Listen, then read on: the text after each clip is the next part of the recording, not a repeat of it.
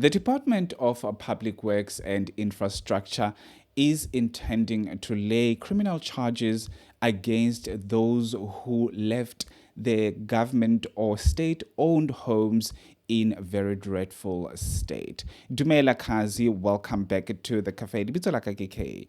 If you are new here, welcome.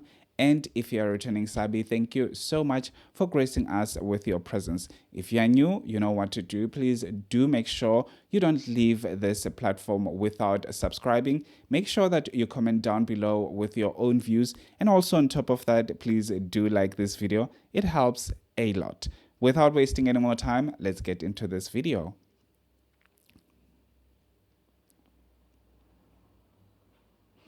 Dean McPherson revealed shocking details about the homes that are owned by our state in South Africa.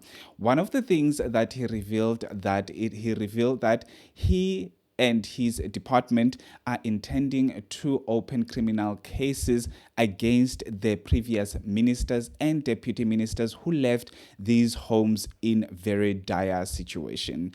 And also he revealed that some of the things that are belonging to the state within these houses were stolen.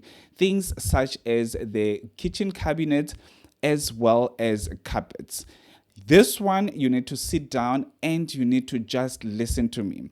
Some of the things that were happening in these houses were businesses. Not only that business, one of the houses was actually running a taxi business in this state-owned house. This house that is meant for the deputy or the ministers to use while they are serving the country.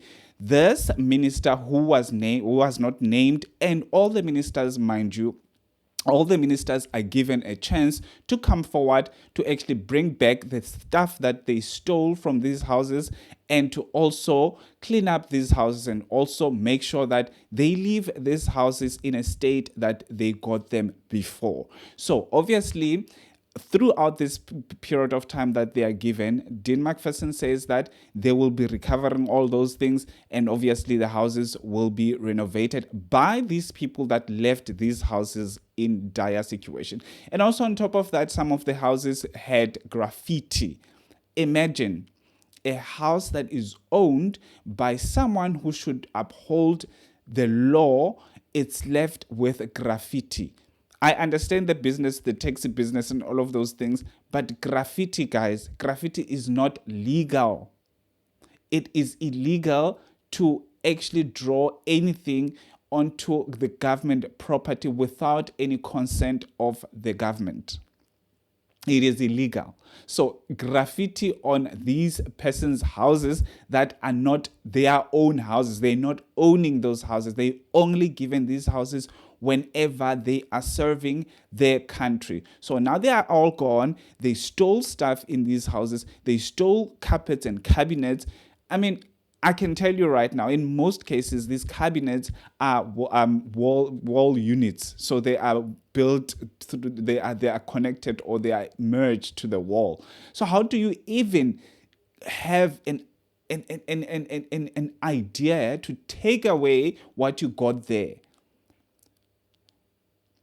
Imagine the country that we're living in. We've got burglaries. We've got people coming into your house, stealing your own things.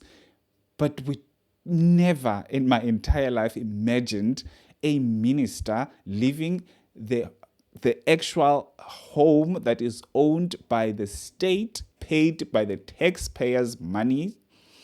You decide to steal because you're no longer serving the country. You're no longer part of a certain department within the presidential cabinet. You decide to steal.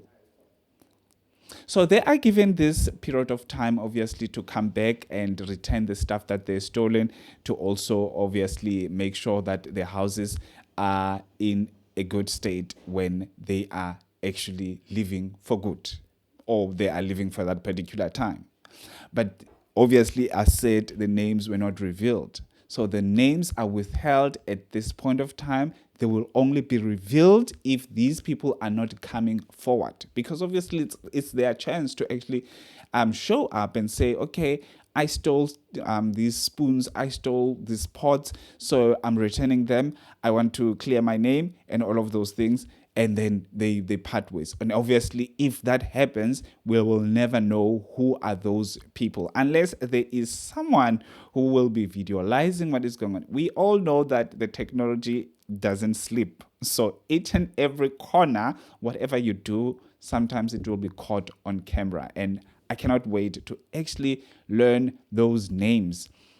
I've got a feeling that some of them are not going to actually return the things that they stole. They're not going to refurbish these houses that they left in shocking state. They're not going to do it because they think that Dean McPherson and his department, they are just bluffing. But I don't think it's bluffing at the moment unless he gets threatened, because that's what happens in South Africa. If you are breaking the law and you are caught in the corner, you are going to make threats. Even make sure you act on the threats, because we have seen people getting murdered in South Africa by powerful people because they don't want those people to speak out, right? They don't want to be caught in the middle of the crossfire, right? So that would be the case in this case. And I hope it's not going to be the case, because we want to see Dean McPherson working. We want to see what he's doing within his period as a Minister of Public Works and Infrastructure. We want to see results so that we decide if we vote for this party or we vote for that party. And there's something that I wanted to say here. The reason why these government officials that are leaving houses like that and stealing for government and all of those things, because we're voting for criminals. We don't vote using our brains. We don't vote using the track record of the people. We vote because of their popularity. We vote because they are saying things that we want to hear, not things that they actually going to do. We vote because they are the same skin as ours.